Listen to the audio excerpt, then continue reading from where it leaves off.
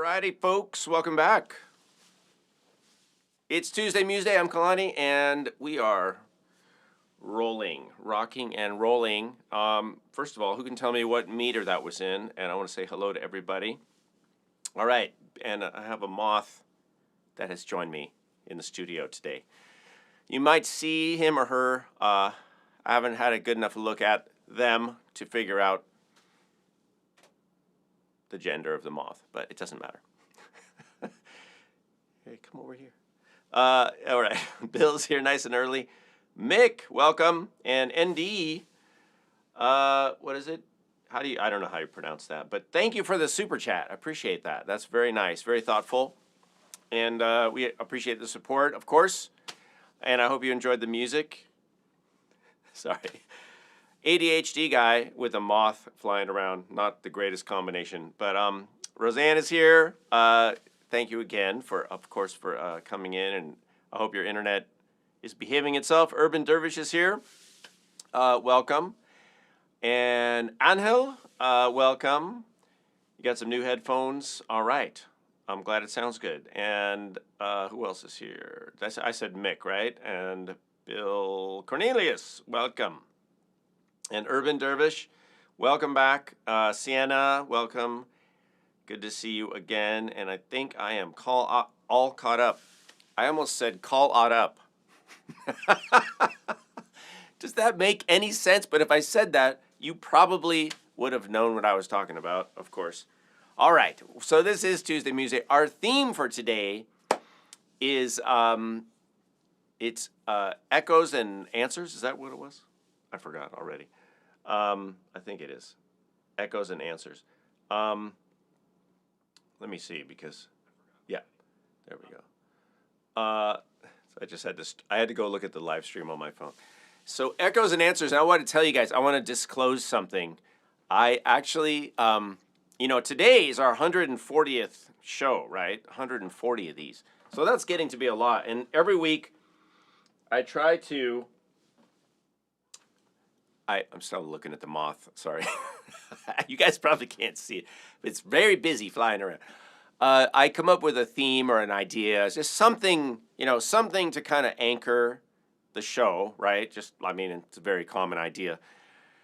And so I was like, I've been using ChatGPT a lot. I have a subscription. And I was like, well, I'm feeling like maybe I should use my ChatGPT. So I said to ChatGPT, hey, what would be an interesting theme for today's Tuesday Museday?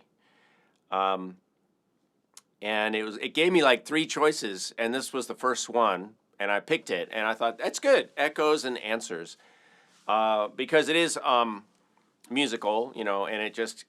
I thought, okay, so I have echo on my looper, and I can turn it on and off. And then I thought about, and I think I demonstrated it. Hopefully, I demonstrated the idea of having like a theme or a figure, let's call it, an idea that is periodic, and it just comes back and it provides a little anchor point and also a launch point. So it's both anchoring and it's launching us into a space where because it's not, the question is not, of course, continuous. It's got space in it. And so then you fill the space with something different every time, right? And it's kind of a nice way to practice, I think. It's also a common form in music. We can call a rondo form, for example, which is it's like a rondo form is longer, so it would have a section and then a different section, and then we go back to the A section, so it would be like A, and then a B section, and then A, and then a C section, and then A, and a D, and an A, and an E, so on and so forth. So it's a theme and variations is what it is.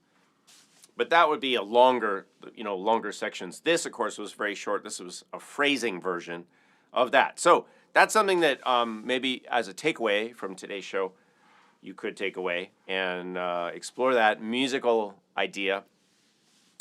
And then look for that out in the world, too. A lot of music ideas, I'm going to go on a tangent for a second, but a lot of musical ideas are represented in art, in architecture, in literature, all kinds of things. They're all out there. So maybe you'll see something in a building or painting or drawing or magazine or artwork, that has a thing and then a variation, and then it goes back to the same thing, and then a variation, and back to the thing and a variation. So kind of like you could think of it as like a train, and each boxcar, each boxcar is a boxcar, but maybe there's something in the boxcar that's different.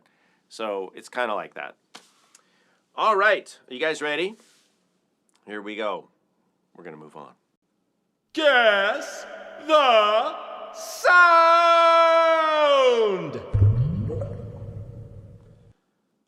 All right, you guys. I am going to try to go easy on you, but you never know who's here, and you never know what people, what prior knowledge people bring with them. So here it is.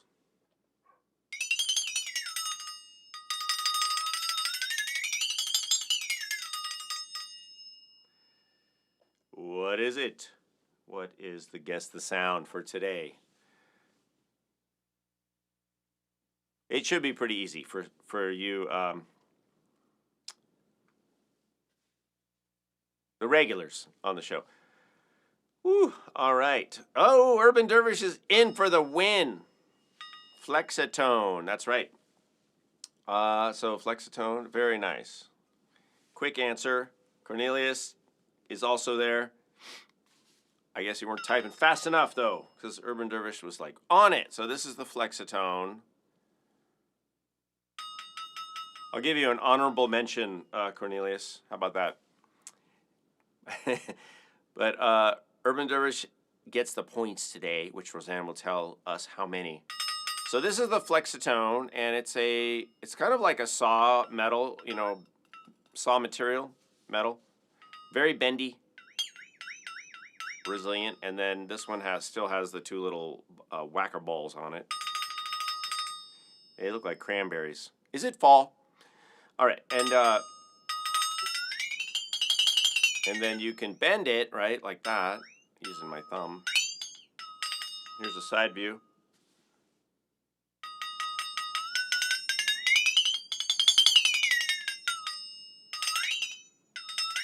Let's hear that with some echo.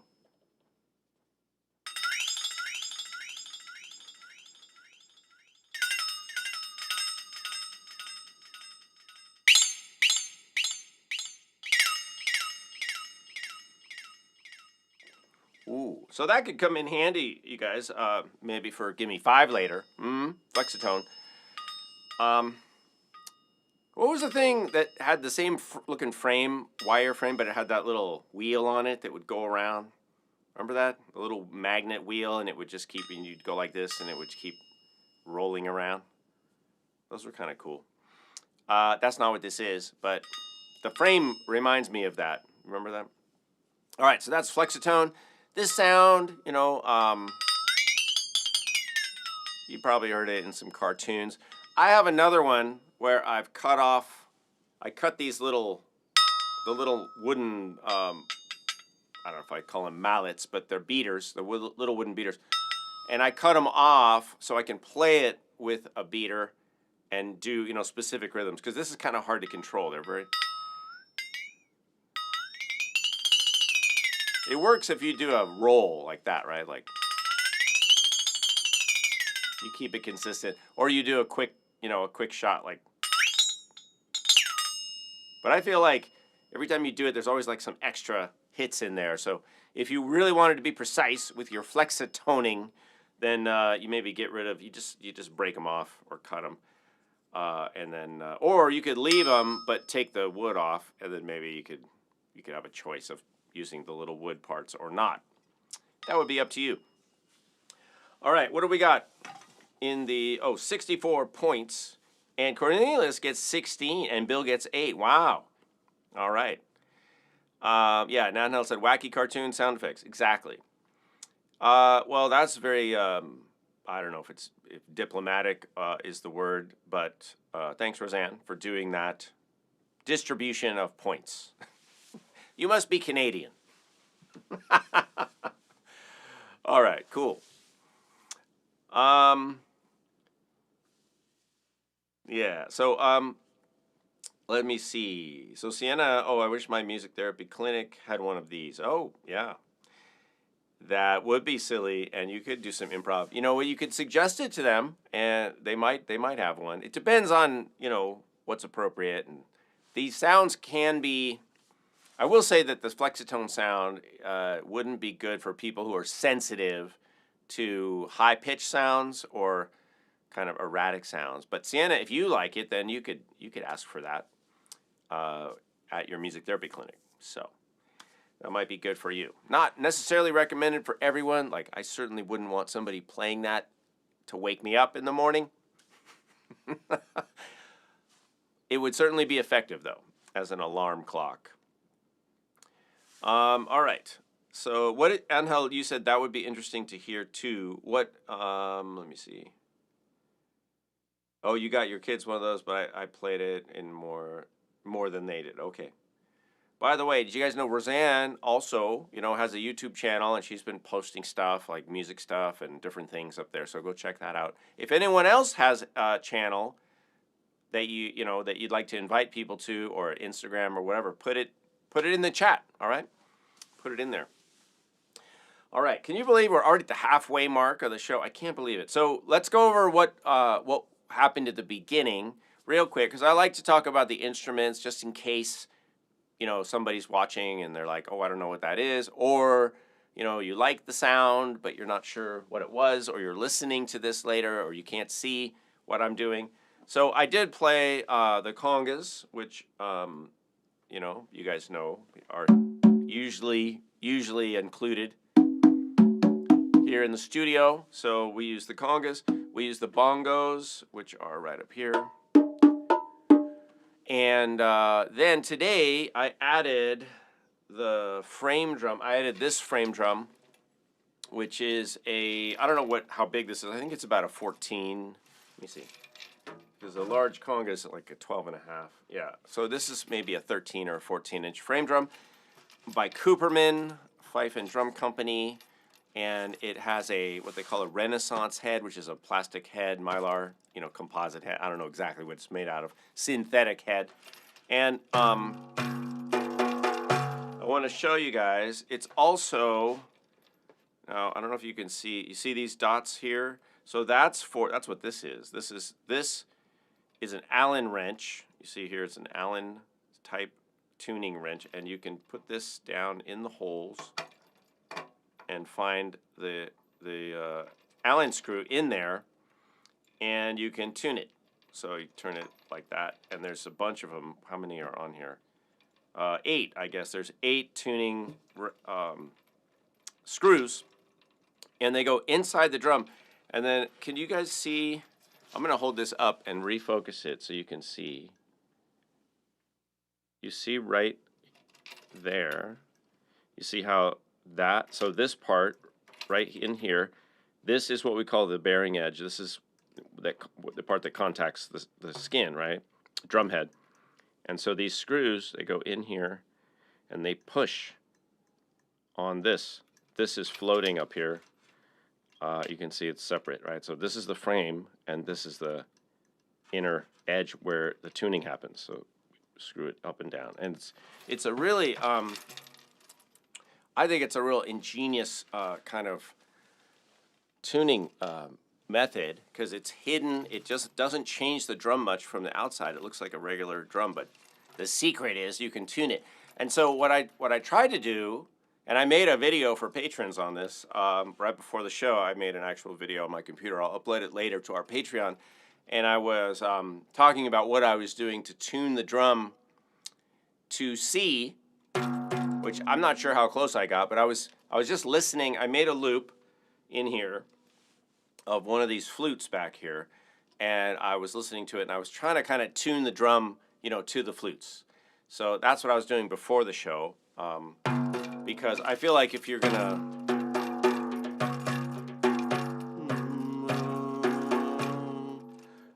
play a drum like that, it's kind of resonant and it has its own tone. I thought, well, at least make it blend, you know, with the instruments. So that's what I tried to do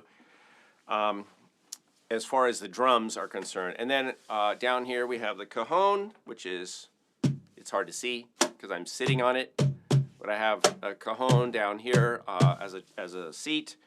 And then percussion-wise, I had a little wood block by Native Tongue Percussion. This is a nice one. This is their rosewood one.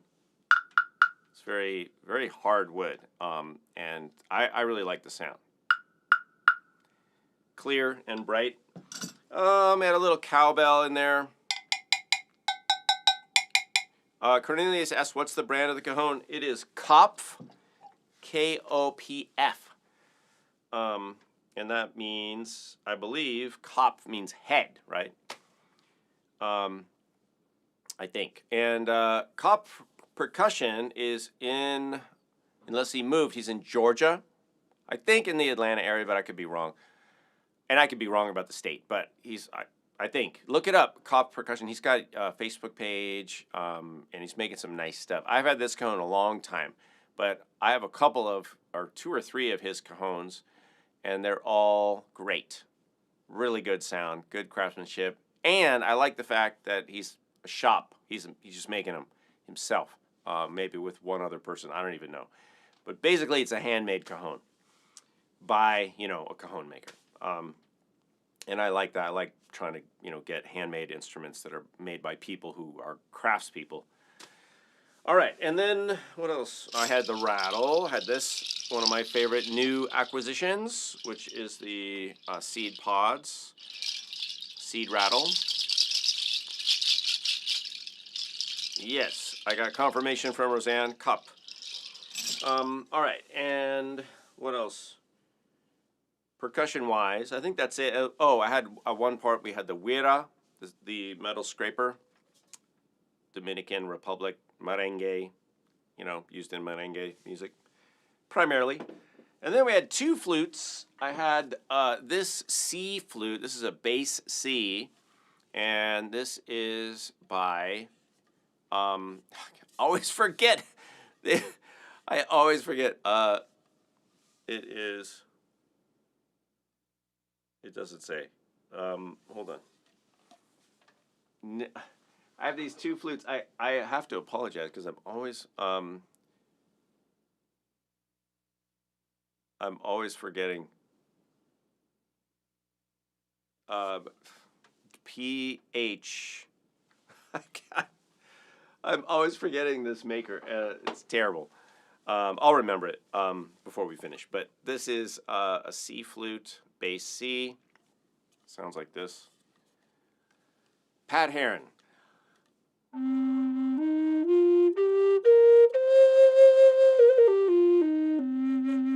one of the things I like about this flute is that the finger holes, can you guys see here? I know it's not totally in focus, but it's okay. These finger holes are curved. See down here? They're curved for your hand. So when you put your fingers on it, the idea is it's just a little bit more fitted to people's fingers, because usually, see, like on my hand, right, the middle finger is a little bit longer than the other 2 fingers, and so having these curved, it makes sense, right, so that it can be it just fitting the natural length of your fingers. And then on the back, he put these 2, see these thumb divots. And so those 2 features, the curved finger holes and the little thumb divots, make it nice. It makes it easier to hold. It's still kind of a big flute, a little bit heavy, but it does make it easier to handle and control the flute. I have another Pat Heron, which is 1 note up. It's a little smaller, and it's a D, and it doesn't have those features. And it's okay. It's a lighter wood, but this one is the D Pat Heron bass, and it does not have the thumb holes, and the holes are straight. And it's still fine. It's still fine. It's not a problem, but I do kind of like that feature. And then I had this newer acquisition, which is a Brent Haynes C, and this is a higher C. This is an octave up.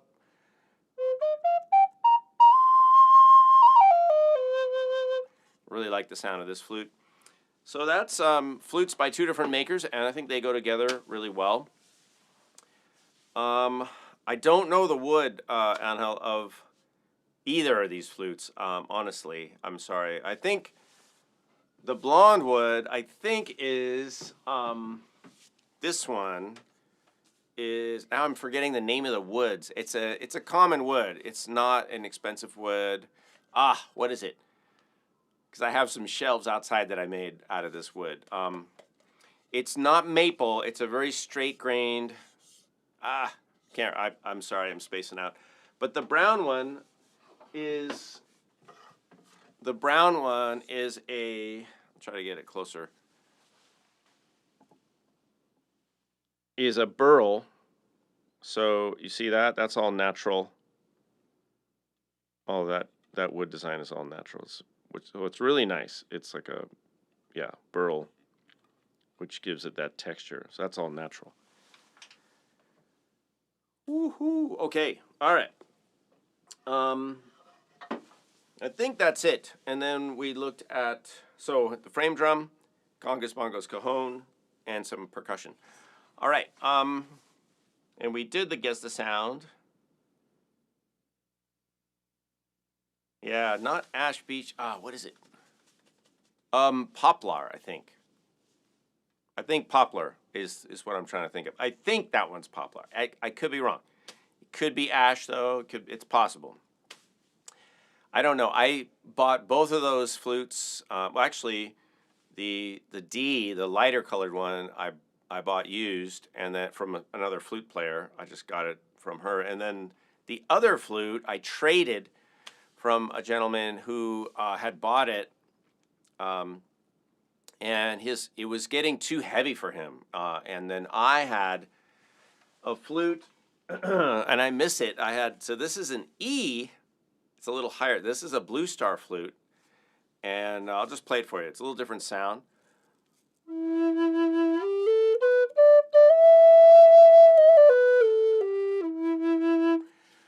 This flute is super light. This is cedar and made up in Canada, north of Vancouver by Blue Star.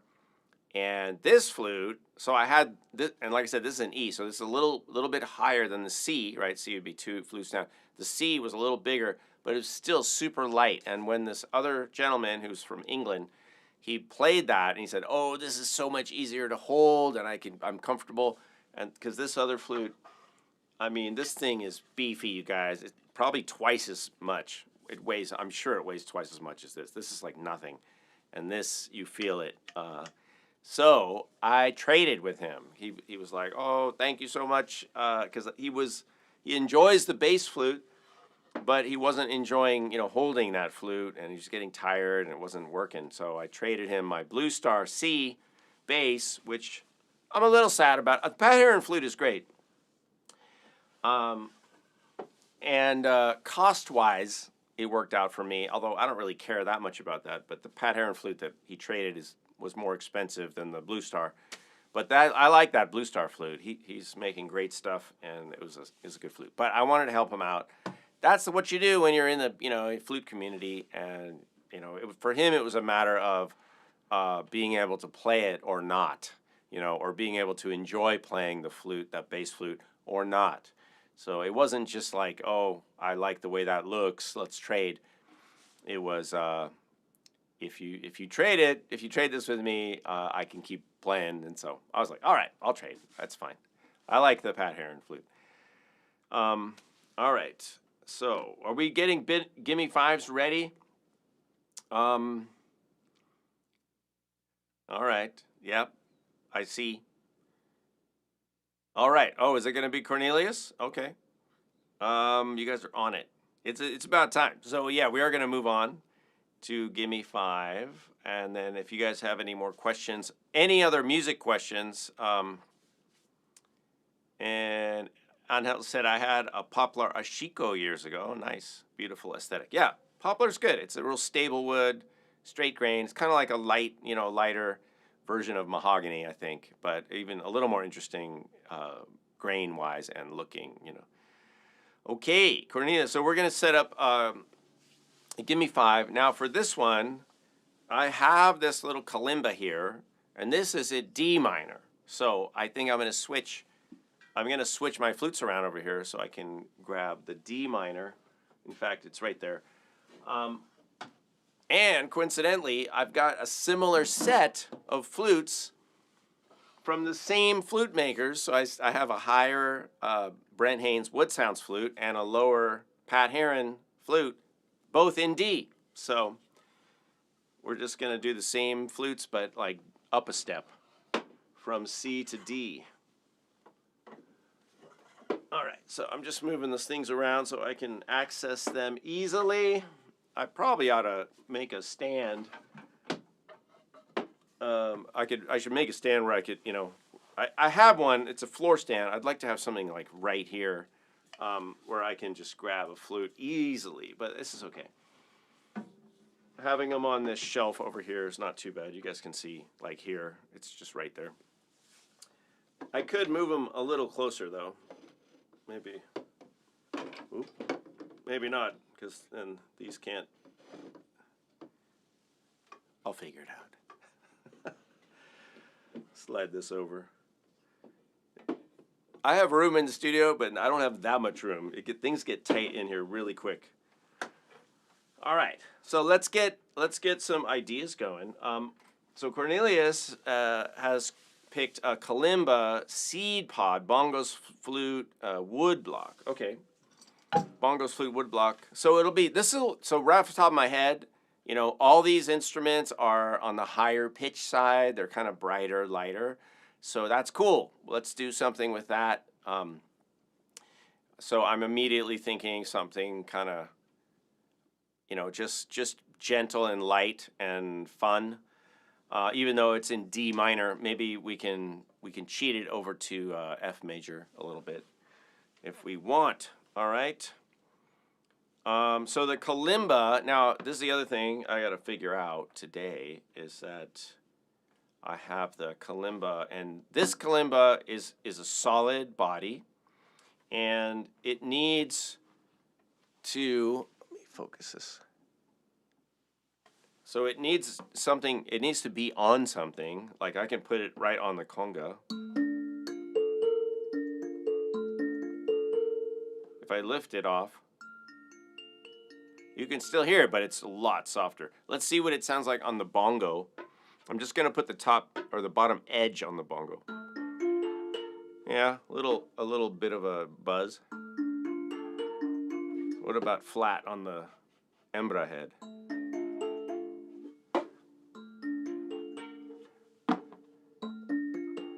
And then on this drum. If you guys want to try this, try experimenting. So I'm going to do it right now. Like you would maybe start towards the edge.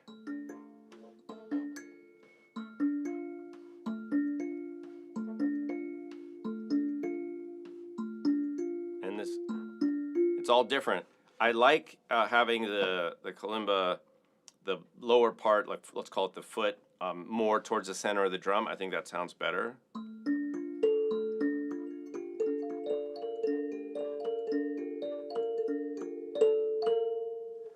So I'm going to play it like that. And then we've got bongos also in this piece. And the seed pods.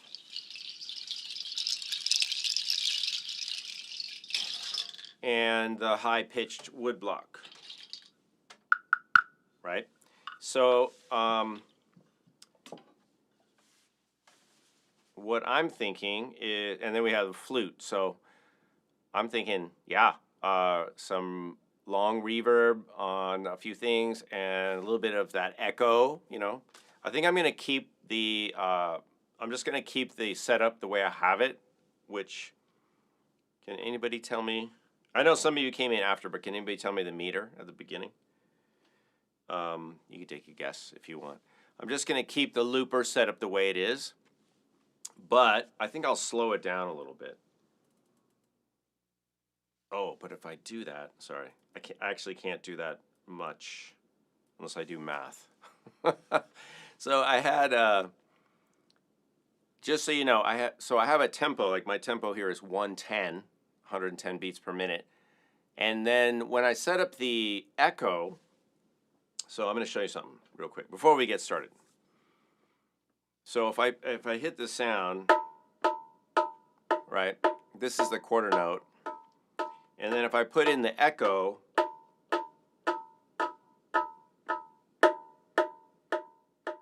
it's pretty much right on the beat, right? But if I slow the tempo down, like I'm going to slow it down just to show you. If I go to, oh, that was at 111. If I go to 90, let's say 96, right? 1, 2, 3. Right, that's 96. Now if I put the echo on,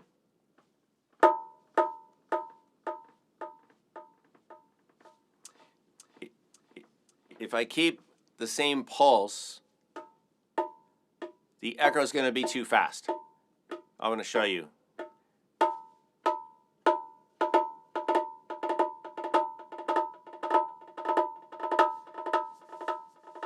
So that doesn't really work, you know, for when you're just improvising and playing music. It could be an interesting effect, but I don't necessarily want that effect. So I have two choices. Either I could stay at 110, or I can experiment a little and I can slow the echo down until it matches. So let's do this for a second, because this will be a good learning opportunity.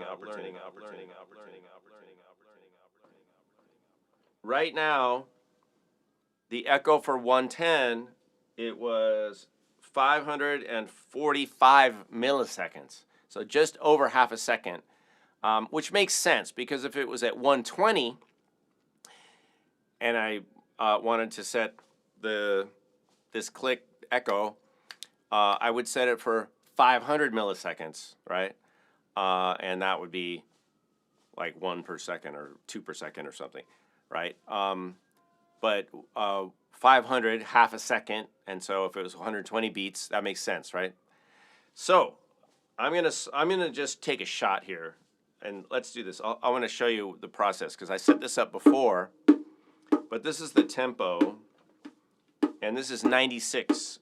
I could probably ask, you know, Siri or ChatGPT, if I'm playing a tempo of 96, what is the quarter note echo in milliseconds going to line up, right? What is it? And maybe you guys can do the math, but I'm just going to do it by ear. So you'll hear it. It's going to be a little sloppy, but then I'm just going to experiment.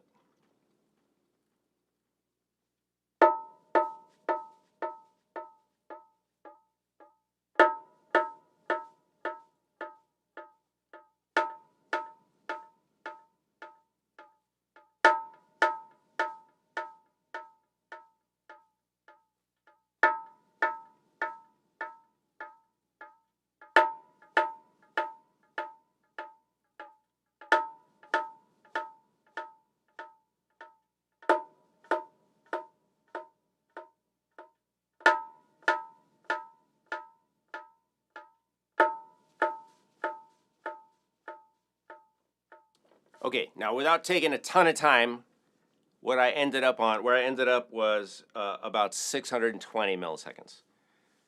So I don't see anybody doing the math in the chat, so I'm going to use that, and that's what we have for this one. I think it'll be close. It'll be close enough, and it's okay if it's not exactly. It just makes it kind of thicker, you know, as it goes on, and it's not a super long echo either. I can increase the feedback.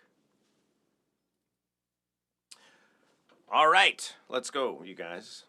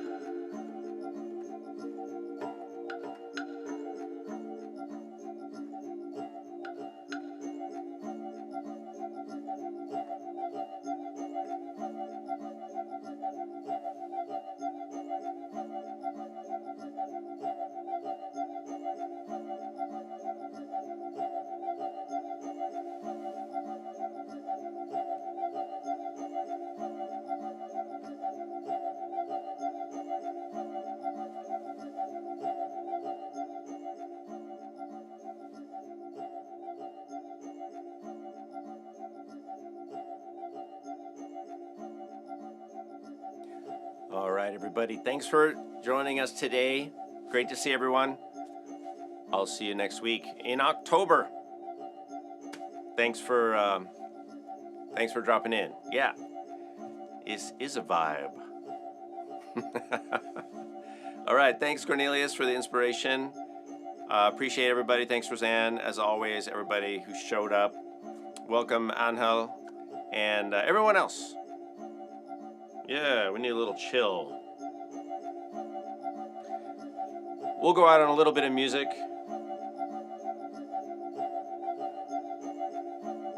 Thanks everybody.